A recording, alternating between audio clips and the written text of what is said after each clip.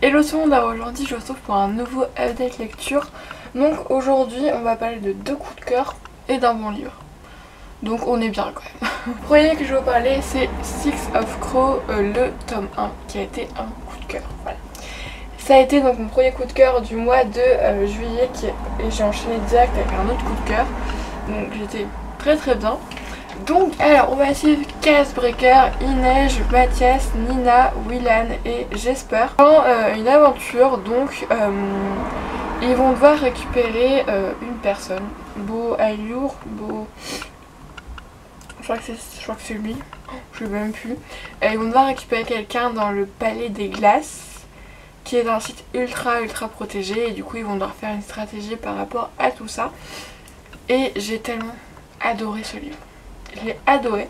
Alors j'ai eu un peu de temps pour le finir, mais qui fait quand même 550 pages. Donc ce n'est pas un petit livre, voilà. Mais j'ai adoré déjà au niveau des personnages. Kaz, je l'ai mais surkiffé, vraiment surkiffé. En fait, tous les personnages, je les ai bien aimés. Voilà, vraiment. Bon, Mathias, des fois, c'était un peu... c'était un peu compliqué. Et j'adore s'il n'y en a aucune qui commence vraiment dans ce livre, les petites amourettes qui n'engagent que du bon pour le prochain tome. C'est pas mal, hein. Moi qui aime bien les romans, c'est vrai que ça m'a fait du bien, voilà, de petites amourettes, voilà, assez sympa. Et voilà, j'ai adoré comment c'était écrit, et en plus il y avait beaucoup de descriptions, mais ça ne m'a pas ennuyé, alors que je déteste ça d'habitude. Faire un petit mot, voilà. Donc j'ai mis des personnages attachants, une intrigue très intéressante. Les retours dans le passé, oui, ça aussi. Ça, les retours dans le passé pour tous les personnages. Il me semble qu'ils le font pour tous les personnages. Bref, ils le font pour la plupart. Génial. Vraiment, c'était mon préféré des livres et très bien écrit. Je comprends pourquoi tant de gens aiment cette saga, cette duologie plutôt, parce qu'elle est géniale. Alors, je ne sais pas quand je lirai le tome 2, un jour peut-être. Mais en tout cas, j'adore. Ensuite, le deuxième coup de cœur de ce mois-ci, j'ai lu le livre Nil, donc le tome 1, Comment s'échapper d'une île qui n'existe pas.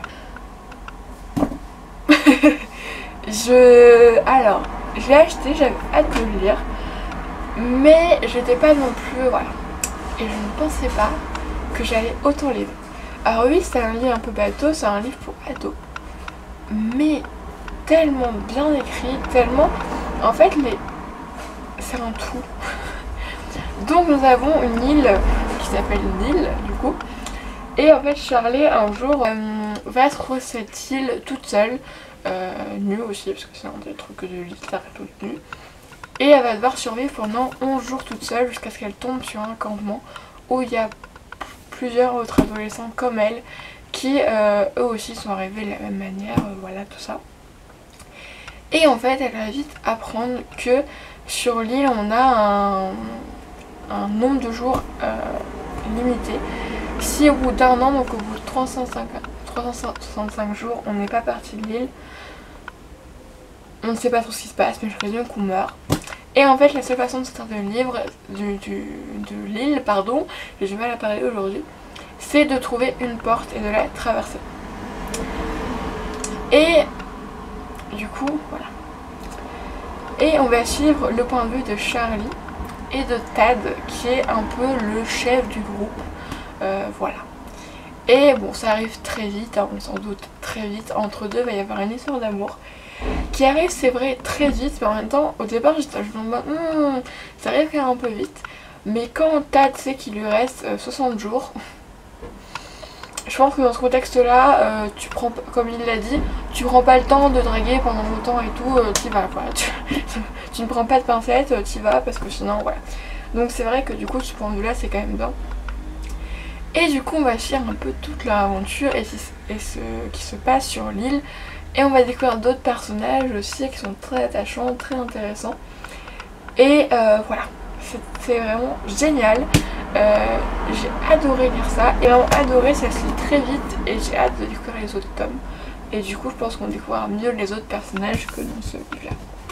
Et ensuite, alors ce livre, j'ai mis 3 étoiles, donc c'est bien. C'est Flash de Meet Finderup, comme vous pouvez voir, j'ai lu à Nose. quand il a ouvert dans ma ville, donc il y a au moins 3-4 ans. Encore 2016. Donc il était temps que je lise, hein. Je l'ai enfin lu. D'ailleurs je l'ai fini en une journée je crois. Alors, qu'est-ce que j'ai mis? Trop de personnages. J'ai beaucoup aimé l'histoire de Casper et Amanda, j'en reviendrai un peu après. Bien écrite, autre histoire pas toute intéressante.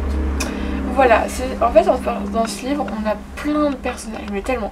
Genre, je crois qu'on suit l'histoire de au moins 10 personnes. Et les prénoms tu t'y perds au bout d'un moment parce que du coup t'as une personne, puis ensuite t'as une amie à elle qui arrive dans un chapitre, genre 2 chapitres plus tard. T'as son copain qui est le copain de celui dans le tome 1 dans le chapitre 1 et c'est hyper compliqué à comprendre. J'ai des fois dû revenir en arrière pour savoir après, attends il se passe quoi pour lui parce que des fois ouais tu comprends rien. Et comme il y a des histoires t'es en mode alors oui c'est bien, c'est cool, c'est bien. Mais là ça à quoi dans l'histoire? Donc en fait à la fin, il y a plusieurs histoires qui s'entremêlent ensemble on va dire. Et qui fait que là c'est une logique, qui fait qu'on comprend pourquoi il y a eu ça. Mais les autres, il y en a t'es en mode oui t'as juste voulu mettre des pages en plus en fait. Voilà Amanda, donc l'histoire de Casper et Amanda. En fait Amanda sort avec un marin, un pêcheur. Sauf que c'est un homme violent, qui est tout le temps alcoolisé, tout ça. Et elle est très malheureuse avec lui vu qu'il la bat. Et un jour elle va croiser un ancien camarade de classe va la croiser. Et il va l'aider à s'enfuir. Et il va se passer plein de choses. Et c'est vraiment l'histoire que j'ai trouvée la mieux. Et celle que j'étais vraiment contente de te retrouver pour savoir la suite de l'histoire. Que les autres... Voilà. Du coup voilà, c'est bien. Mais c'est pas non plus. Je vous fais d'énormes bisous et je vous dis à la prochaine fois.